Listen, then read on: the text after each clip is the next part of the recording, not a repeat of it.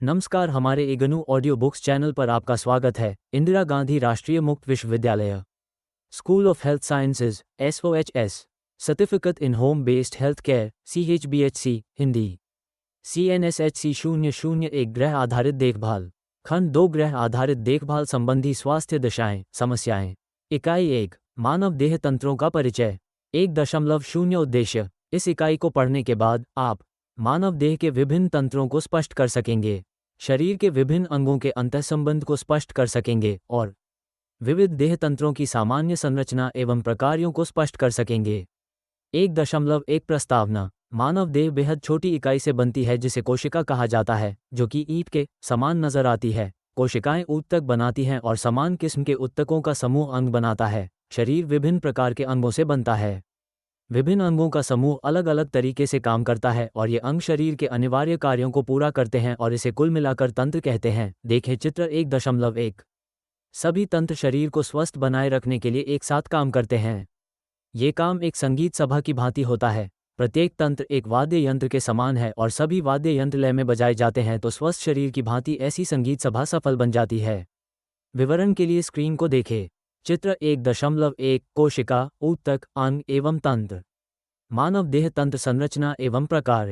सुव्यवस्थित शरीर रचना विज्ञान शरीर को तंत्रों में विभाजित करता है। प्रत्येक तंत्र की व्यवस्था इस प्रकार है। 1. अध्वावरणी तंत्र इंटेग्युमेंटरी सिस्टम। इसमें विभाग सम्मिलित हैं जिनका सरोकार अनुभूति संवेदन से है। इससे आशय शरीर की बाहरी एवं आंतरिक दशाओं की जागरूकता की अवस्था से है। 2. पेशी कंकाल तंत्र मस्क्यूलोस्केलेटल सिस्टम। इसमें वे भाग सम्मिलित हैं जिनका सरोकार शरीर के चलने फिरने से है। पेशी स्केलेटल तंत्र जो हड्डियों एवं पेशियों से बना होता है।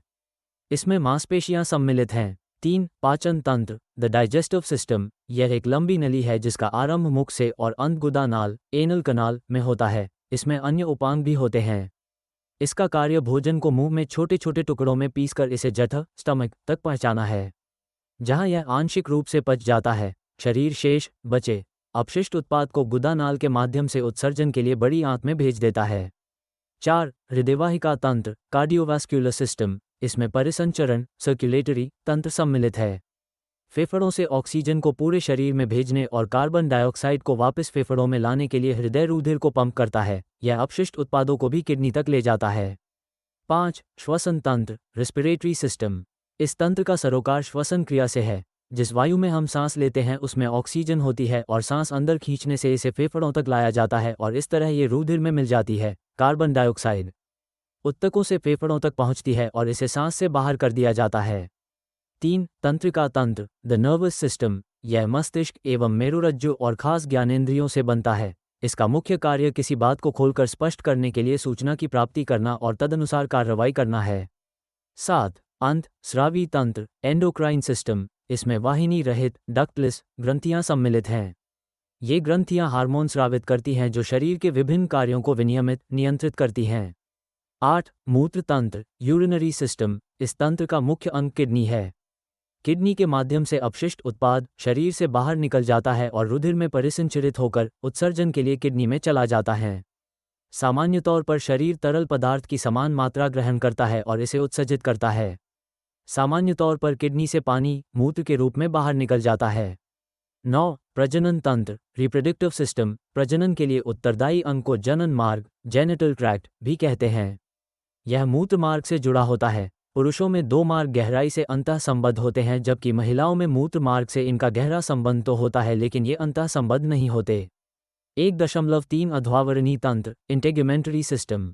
आइए विविध देह तंत्रों के बारे में रेखाचित्र की सहायता से इनकी संरचना एवं सामान्य प्रकारों का क्रमबद्ध अध्ययन करें। क. त्वचा एवं बालों का रेखाचित्र। चित्र 1.2 त्वचा। विवरण के लिए स्क्रीन को देखें। ख. त्वचा बाल एवं नाखूनों की संरचना एवं प्रकार।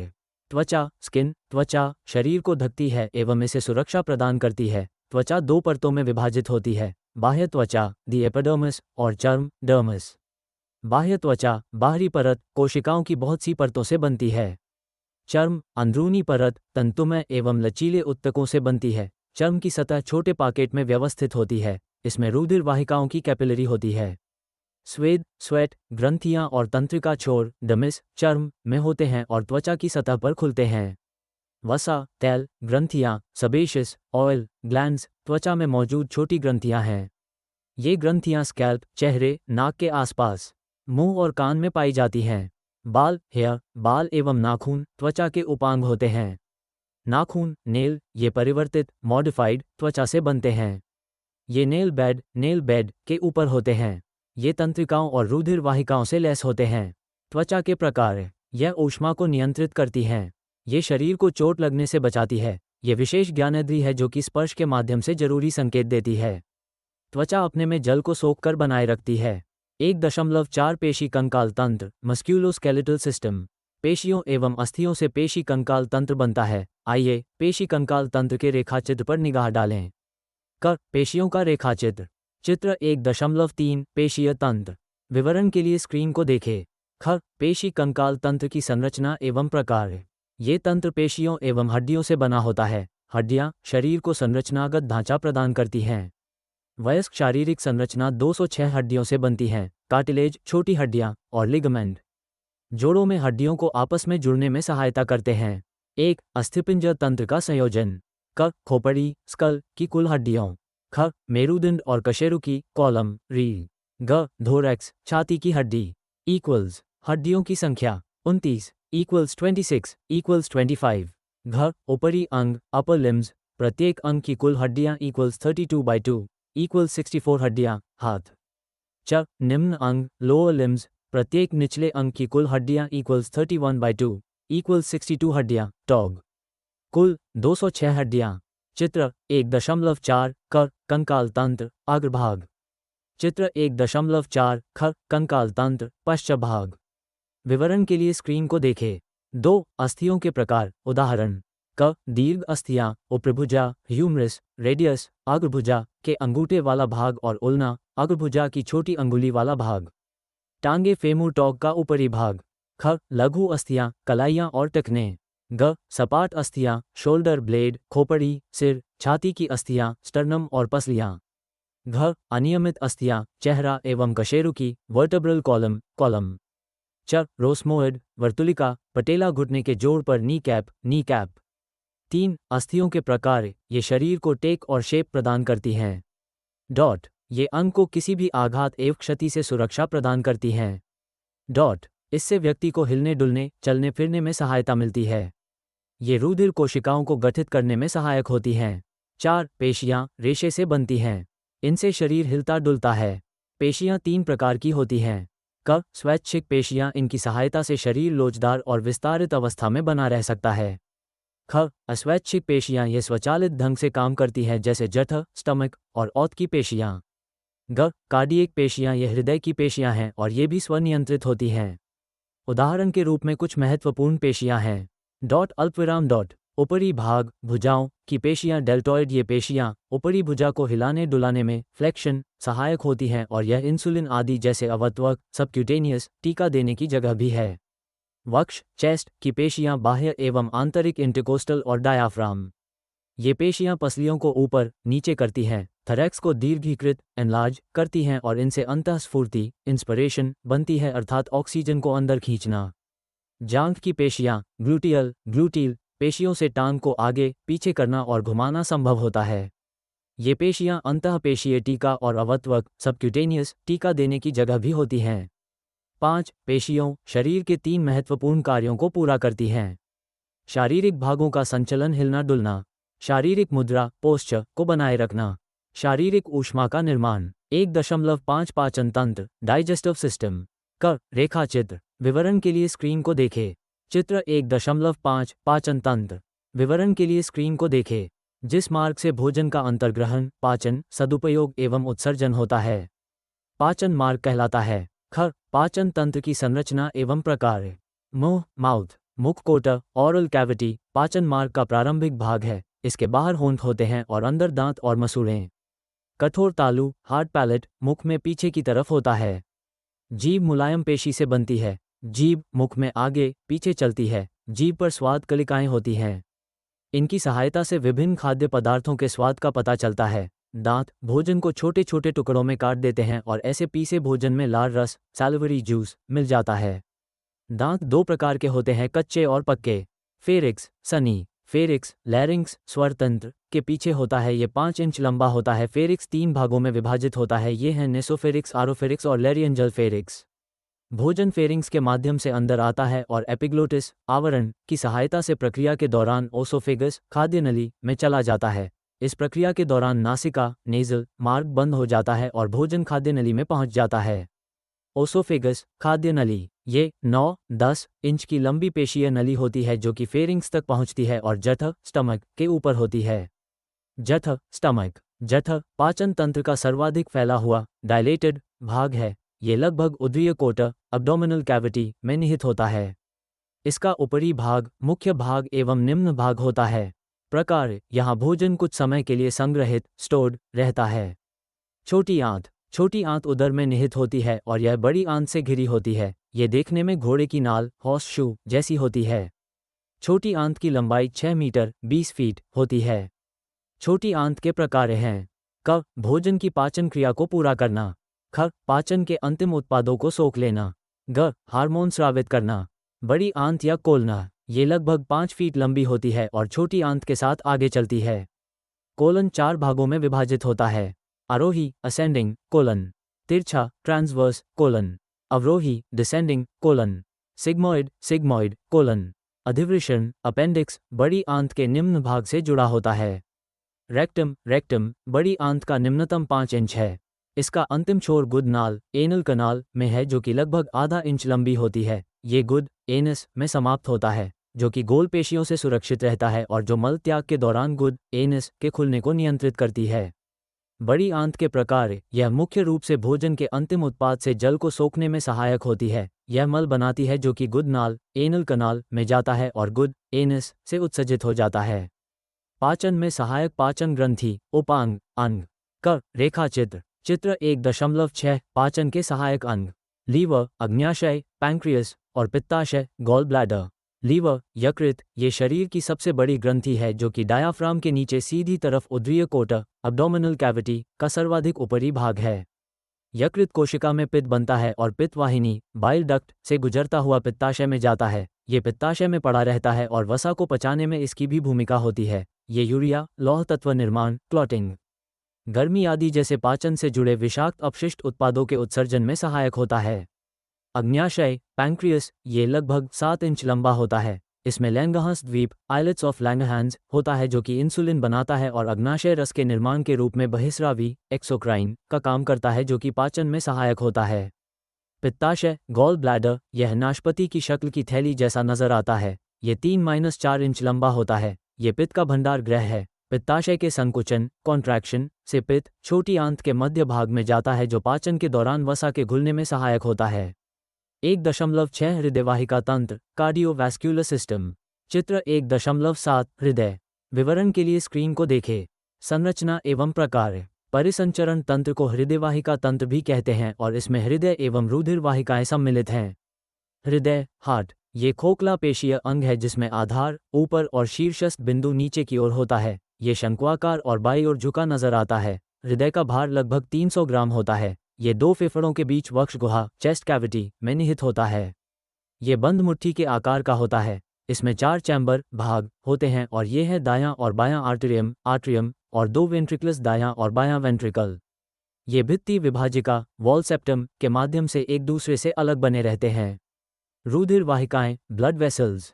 धमनी, आर्टरी, शिरा, वेन, योजक चिन्ह डॉट। धमनियां, रुधिर वाहिकाएं और धमनिकाएं अर्थात ये सभी विविध प्रकार की होती हैं जो हृदय से रुधिर को शरीर के विभिन्न भागों तक लेकर जाती हैं और फुफ्फुसी, पल्मनरी, धमनी के सिवाय बाकी सभी ऑक्सीजनेटेड रुधिर को शरीर के विभिन्न भागों तक लेकर जाती हैं। भित्ति, वॉल, शिरा की तुलना में मोटी होती है। कैपिलरी, कैपिलरीज, शिराएं हृदय तक रुधिर लेकर आती है और फुफ्फुसी, पल्मनरी, शिरा के सिवाय ये सभी सचैव गैर ऑक्सीजनी रुधिर को हृदय तक लेकर जाती हैं। ये अति सूक्ष्म वाहिकाएं हैं जिनमें धमनियों का अंत होता है और तनुशिराओं, वेन्यूल्स का आरंभ होता है। ये वाहिकाओं का सूक्ष्म नेटवर्क गठित करती हैं। कार्डियोवैस्कुलर तंत्र के प्रकार।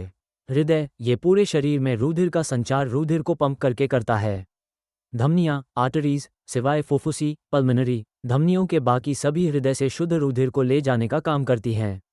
शिराएं, वेन्स, सिवाय फुफ्फुसी, पल्मनरी, शिरा के शेष सभी शिराएं हृदय तक अशुद्ध रुधिर को ले जाती है। इक्वल्स कैपिलरी ये धमनियों एवं शिराओं को ऐसे बिंदु पर आपस में जोड़ती हैं जहां गैसों का आदान प्रदान होता है। 1.7 श्वसन तंत्र रेस्पिरेटरी सिस्टम। हम श्वसन तंत्र की चर्चा रेखाचित्र की सहायता से करेंगे। क श्वसन तंत्र का रेखाचित्र। चित्र 1.8 श्वसन तंत्र। विवरण के लिए स्क्रीन को देखें। ख श्वसन तंत्र की संरचना एवं प्रकार। ये सांस लेने छोड़ने के कारण ही होता है कि शरीर में प्रत्येक कोशिका जब ऑक्सीजन ग्रहण करती है तभी साथ ही कोशिका से कार्बन डाइऑक्साइड बाहर निकल जाती है। श्वसन मार्ग की संरचना इस प्रकार है। नसिका गुहा नेजल कैविटी। ये श्लेष्मा झिल्ली से बनी होती है और रुधिर आपूर्ति में काफी सक्रिय होती है। ये दोनों नेत्रों की मध्य रेखा में स्थित होती है। ये त्रिकोणीय होती है। यह नासाग्रसनी नेजोफारिंक्स के साथ आगे बढ़ती है। नासिका गुहा सेपटम की वजह से दाएं और बाएं भाग में बंटी होती है। नाक से जो वायु अंदर जाती है वह नासिका गुहा के अंदर के बालों से फिल्टर होती है और नम बनकर आगे जाती है। फेरिंक्स ये पेशीय नली है जो अपने आधार बिंदु हेज से खोपड़ी तक इसोफेगस के साथ जाती है। यह नासाग्रसनी नेजोफारिंक्स के पीछे, मुखसनी ऑरोफारिंक्स के पीछे और लेरिक्स वॉइस बॉक्स के पीछे निहित होती है। लैरिंक्स वॉइस बॉक्स लैरिंक्स फेरिक्स के सबसे निचले भाग के सामने होता है। ये श्वासनली ट्रकिया में खुलता है। एब्लियोटिस कवर लैरिंक्स का ऊपरी भाग है। निगलने के दौरान ये रिंग्स को बंद कर देता है। इससे जो वायु गुजरती है यह उसके कारण कॉर्ड में कंपन पैदा करती है जिससे ध्वनि उत्पन्न होती है। वाक तंतु लैरिंक्स में विद्यमान होते हैं। श्वासनली ट्रिकिया श्वासनली या वायुनली लगभग 4 इंच लंबी होती है। ये लैरिंक्स से ब्रोंकस तक जाती है जहां ब्रोंकस 2 भागों में विभाजित होता है। श्वसनी ब्रोंकाई श्वसनियाँ श्वासनली के विभाजन से बनती हैं और इनकी संरचना श्वासनली की भांति ही होती है। श्वसनी फेफड़ों की जड़ों की ओर अंदर की तरफ बाहर की तरफ होकर गुजरती है। फेफड़ों में ऑक्सीजन और कार्बन डाइऑक्साइड का विनिमय होता है। फेफड़े कैपिलरी नामक लघु रुधिर वाहिकाओं से घिरा रहता है। फेफड़े लंग्स शरीर में 2 फेफड़े होते हैं और ये श्वसन क्रिया का प्रमुख अंग हैं। ये वक्ष गुहा में होते हैं और हृदय इन्हें मध्य से 2 भागों में बांटता है। ये शंक्वाकार होते हैं। इसका शीर्षस्थ बिंदु ऊपर और आधार बिंदु डायाफ्राम पर थोरेसिस गुहा के तल पर टिका होता है। सांस लेना छोड़ना इंस्पिरेशन एंड एक्सपिरेशन। ऑक्सीजन को जब अंदर खींचा जाता है तो इसे सांस लेना इंस्पिरेशन कहते हैं और जब कार्बन डाइऑक्साइड को मुख से बाहर छोड़ा जाता है तो इसे सांस छोड़ना एक्सपिरेशन कहते हैं और इस समूची प्रक्रिया को श्वसन क्रिया कहते हैं। तंत्रिका तंत्र नर्वस सिस्टम। आइए तंत्रिका तंत्र की चर्चा सर्वप्रथम रेखाचित्र एवं तत्पश्चात प्रकारों को ध्यान में रखते हुए करें। क तंत्रिका तंत्र का रेखाचित्र। चित्र 1.9 केंद्रीय तंत्रिका तंत्र। विवरण के लिए स्क्रीन को देखें। ख तंत्रिका तंत्र की संरचना एवं प्रकार। तंत्रिका तंत्र केंद्रीय तंत्रिका तंत्र से बनता है जो कि मस्तिष्क और मेरुरज्जु से बनता है। मस्तिष्क झिल्ली मेम्ब्रेन जो मस्तिष्क एवं मेरुरज्जु को आवरित एवं सुरक्षित करती है।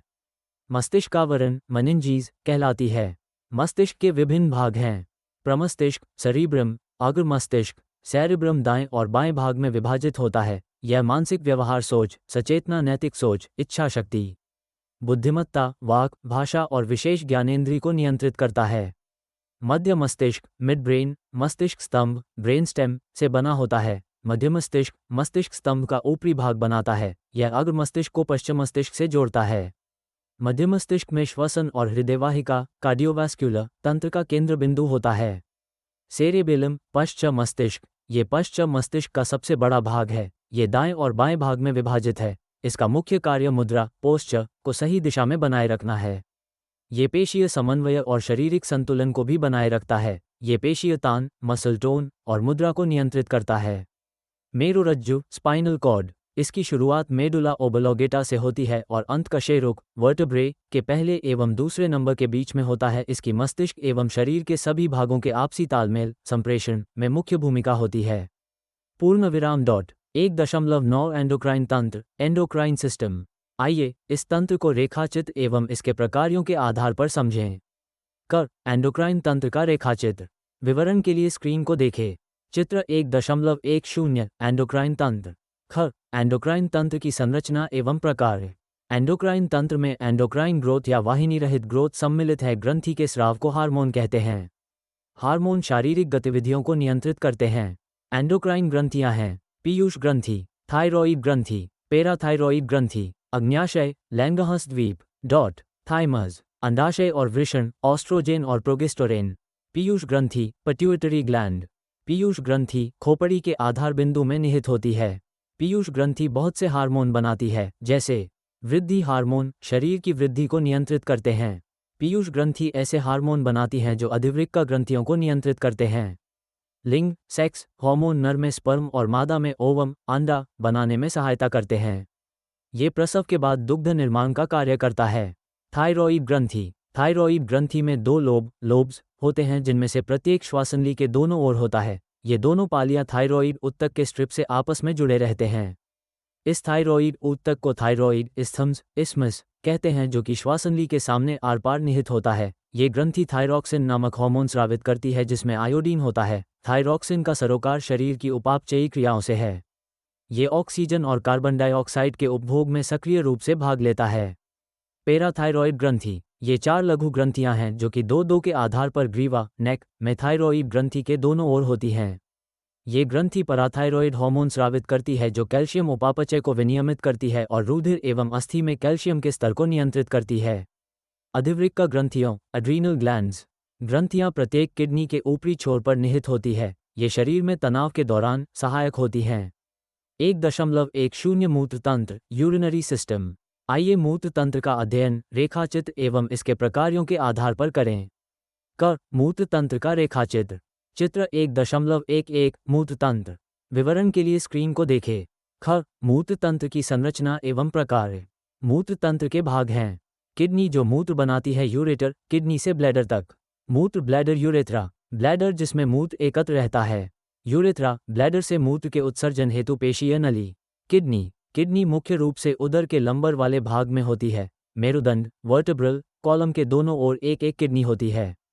प्रत्येक किडनी की लंबाई 4-5 इंच की होती है। वयस्क किडनी का भार लगभग 140 ग्राम होता है। किडनियां फली बीन की शक्ल की होती हैं। बाई किडनी बॉय किडनी की तुलना में थोड़ी ऊंची और भारी होती है। ये जल और इलेक्ट्रोलाइट संतुलन को विनियमित करती है। यह एसिड बेस संतुलन को बनाए रखती है। ये शरीर में मूत्र द्वारा अपशिष्ट उत्पादों का उत्सर्जन करती है। यूरेटर ये 2 वाहिनियां या नलिकाएं हैं। प्रत्येक किडनी के साथ एक वाहिनी जुड़ी रहती है और जो किडनी से गुजरती हुई ब्लैडर तक जाती है। प्रत्येक यूरेटर 14-16 इंच लंबा होता है। यूरेटर किडनी से मूत्र को ब्लैडर तक भेजने के लिए मूत्र ब्लैडर में खुलता और इससे गुजरता है। मूत्र ब्लैडर, यूरिनरी ब्लैडर। ब्लैडर नाशपाती की शेप का पेशीय अंग है और इसमें मूत्र एकत्र होता है। यह मूत्र के भंडार गृह के रूप में कार्य करता है। यूरीथ्रा ये ब्लैडर से मूत्र के बाहर तक जाने का मार्ग है। जब व्यक्ति का ब्लैडर भर जाता है तो मूत्र यूरेथ्रा से गुजरता है। यह मूत्र को शरीर से बाहर करने की युक्ति है। 1.11 प्रजनन तंत्र, रिप्रोडक्टिव सिस्टम। इस भाग में हम नर एवं मादा जननांगों की चर्चा करेंगे। क. प्रजनन तंत्र का रेखाचित्र। विवरण के लिए स्क्रीन को देखें। चित्र 1.12 क. नर प्रजनन तंत्र। चित्र 1.12 ख. मादा प्रजनन तंत्र। ख. जनन तंत्र की संरचना एवं प्रकार। नर जननांग, पेनिस। नर यूरेथ्रा की लंबाई 7-9 इंच होती है। यह ब्लैडर से आरंभ होता है और पेरिनियम से गुजरता हुआ पेनिस तक जाता है। वृषण, टेस्टीज। ये नर अंग है जहां शुक्राणु स्पर्मेटोजोआ बनते हैं और टेस्टोस्टेरोन नामक नर हार्मोन बनता है। शुक्राशय, द सेमिनल वेसिकल्स। ये ब्लैडर की ग्रीवा के पीछे 2 युग्मित नलीय ग्रंथियां हैं। शुक्राशय से स्रावित सेमिनल तरल स्पर्म को जीवित बनाए रखने में सहायक होता है। प्रोस्ट्रेट ग्रंथियां लगभग बड़े अखरोट के आकार की होती हैं। ये ब्लैडर के नीचे निहित होती है और यूरेथ्रा के इर्द गिर्द होती हैं और इनमें ग्रांथियों, वाहिनियां और अस्वैच्छिक मांसपेशियां सम्मिलित हैं। सक्रोटम पाउच जैसा होता है। वृषण, टेस्टीज सक्रोटम में निहित होता है। मादा जननांग, बाह्य अंगों को संयुक्त रूप से वल्व कहते हैं। इसके निम्नलिखित भाग हैं। मॉन्स, संधान प्यूबिस, सिम्फिसिस प्यूबिस के सामने वसा की एक मोटी परत होती है। ये भाग यौवनारंभ के समय बालों से ढका होता है। बृहद्भगोष्ठ, लेबिया मनोरा 2 मोटी परतें हैं जिनसे वल्व के किनारे बनते हैं। योजक चिन्ह डॉट। लघु भगोष्ठ, लेबिया मनोरा त्वचा की 2 छोटी परतें हैं जो कि बृहद्भगोष्ठ के ऊपरी भागों के बीच होती हैं। भगशेष, क्लिटोरिस, बृहद्भगोष्ठ के बीच में लघु एवं सीधी त्वचा होती है। ये सर्वाधिक संवेदी भाग है। योनिद्वार, वेजाइनल ओरिफिस। यह एक प्रकार का पेशीय अंग है जो कि विशेष प्रकार की कोशिका से बनी झिल्ली से ढका होता है और जिसमें रुधिर वाहिकाएं एवं तंत्रिकाएं होती हैं। योनि, वजाइनल, पथ, प्रघान, वेस्टिब्यूल से गर्भाशय, यूटेरस तक का होता है। ये गर्भाशय के सर्विक्स के निम्न भाग को घेरे रहता है। ये योनिच्छद, हाइमन नामक मोटी झिल्ली से आवृत होता है। योनि की भित्ति में ग्रंथियां होती हैं। इनके स्राव से योनिपथ नम बना रहता है। गर्भाशय, यूटेरस, यह मोटा, पेशीय एवं नाशपाती जैसा नजर आता है। ये रेक्टम और ब्लैडर के बीच में निहित होता है। गर्भाशय, यूटेरस के प्रकार। विकास के दौरान यह निषेचित, फर्टिलाइज्ड ओवम, अंडे को बनाए रखता है, जिससे गर्भावस्था का आरंभ होता है और जो सामान्यतया लगभग 40 हफ्तों तक चलती है। गर्भावस्था, यूटेरस के दौरान गर्भाशय का आकार बढ़ जाता है और गर्भाशय, यूटेरस भित्ति अपेक्षाकृत मोटी लेकिन अधिक सुदृढ़ हो जाती है। गर्भाशय, फैलोपियो नलिका, यूटेराइन फलोपियन ट्यूब्स, ये गर्भाशय के ऊपरी कोनों के दाएं बाएं से गुजरती है। ये लगभग 10 सेमी लंबी होती है और इनके गर्भाशय, यूटेरस छोर संकीर्ण होते हैं। दोनों किनारों के अंत में अंगुली जैसी संरचना वाला भाग होता है जिसे फिम्ब्रिया कहते हैं, जो कि अंडाशय के निकट होता है। फैलोपियो नलिका, फलोपियन ट्यूब का कार्य ओवरी से ओवम, मादा अंडे को यूट्स तक भेजना है। यह निषेचन, फर्टिलाइजेशन का स्थल भी है जिससे गर्भावस्था का आरंभ होता है। अंडाशय, ओवरीज, ये दो बादाम जैसी ग्रंथियां होती हैं जो कि गर्भाशय के दोनों ओर एक एक आधार पर होती है। इनमें बड़ी संख्या में अपरिपक्व अंडे पाए जाते हैं। प्रत्येक ऋजु चक्र के आरंभ में इनमें से एक अंडा परिपक्व होने लगता है। यदि यह अंडा नर स्पर्म से निषेचित, फर्टिलाइज नहीं होता तो प्रत्येक माह में रक्त और म्यूकस के साथ ओवम बह जाता है और इस समूची प्रक्रिया को मासिक धर्म कहते हैं।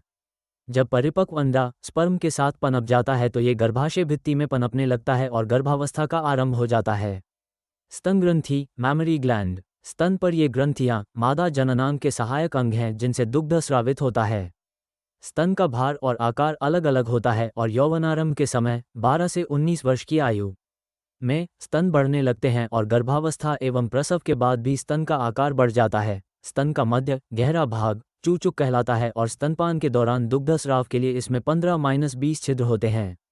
शिशु के जन्म के समय स्तन से पीला तरल स्रावित होता है जिसे नवदुग्ध, कलोस्ट्रम कहते हैं। नवदुग्ध पहले 4 दिन तक स्रावित होता है, तत्पश्चात दूध स्रावित होता है। 1.12 विशेष इंद्रियां, आँख, कान, स्पीकल सेंस ऑर्गन, आई, एयर, पूर्व वर्णित ज्ञानेंद्रियों अर्थात त्वचा, नाक एवं जीभ त्वचा के अलावा 2 और विशेष ज्ञानेंद्रियां भी हैं। ये हैं नेत्र एवं कान। योजक चिन्ह डॉट क, अश्रु, लैक्रिमल अपैरेटस, नेत्र। नेत्र गोलक, आईबॉल को ग्लोब कहा जाता है। यह वृत्ताकार नहीं बल्कि अंडाकार होता है। इसका 1 इंच का व्यास होता है। ये सामने से पारदर्शी होता है और इसकी 3 परतें होती हैं। विवरण के लिए स्क्रीन को देखें। चित्र 1.13 नेत्र। सख्त तंतुमय परत नेत्र का सफेद भाग बनाती है।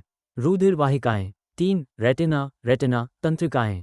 नेत्र के उपांग, अपेंडेजेस ऑफ द आई। भौहें, आईब्राउ, ये मोटी त्वचा वाली 2 कमानें हैं जहां बाल उगते हैं।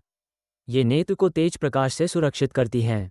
पलक, आईलिड्स, ये 2 प्लेटें हैं जो तंतुमय उत्तक से बनती हैं जो कि नेत्रश्लेष्मला, कॉन्जंक्टाइवा से ढकी रहती हैं। पलकों के किनारों पर बरौनी, आई लैशेस जुड़ी होती हैं। ये नेत्रों को फूल और तेज रोशनी से बचाती हैं।